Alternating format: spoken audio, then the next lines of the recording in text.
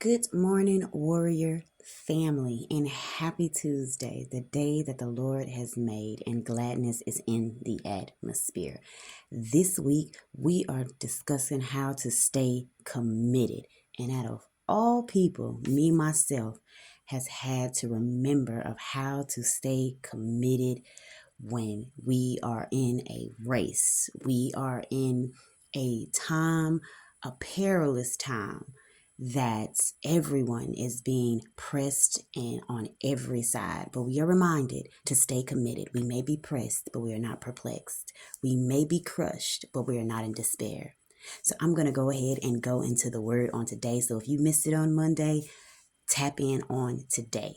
Today, we're talking about trusting God with the pace. Not only do we need to trust God with the plan for our lives, but we also need to trust Him with the pace of our lives, even if it's a little bit or a lot slower than we think it should be or would like it to be. It can be tempting to catch a glimpse of God's plan, assume we understand the process, and run with it.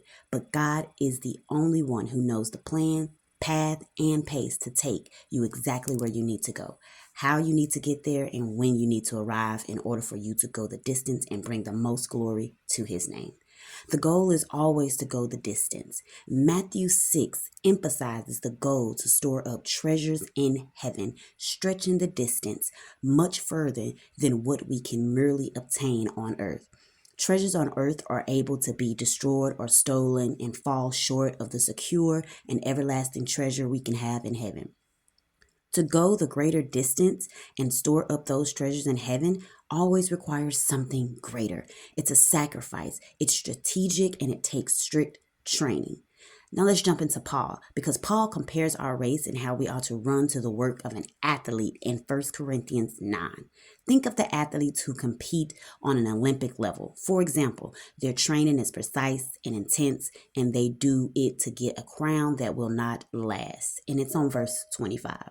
It looks different for all of us as we each run our own race, but we all must be intentional to move with purpose, develop a strong discipline, and submit to the way of Jesus to go the distance and receive our heavenly treasures, even if it means slowing down. We love to quote Psalms 23. That's another one. But rarely do you give enough space to verse 2. He makes me lie down in green pastures. He leads me beside quiet waters. More often than not, we think we need to speed ahead or keep up, and we forget that God is a God of rest. Accomplishing more makes us feel like we're moving forward and able to achieve more success. But God chooses to have us lay down. He leads us where it's quiet. How we get where we're going is not by rushing, but by resting. Sometimes the strategic training we need in order to run our race with endurance looks exactly like we think it might, with practice and exercise. And sometimes it looks backwards, with laying down and with stillness.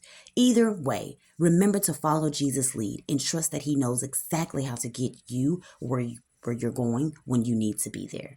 Question: are you trying to rush ahead in your race? What might need to change in order to continue with endurance?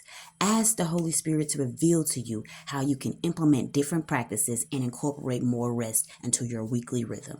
I leave you with this on today. Psalms 23 and 2. He maketh me lie down in green pastures. He leadeth me beside the still waters. Have a blessed day, family, and happy Tuesday to you all.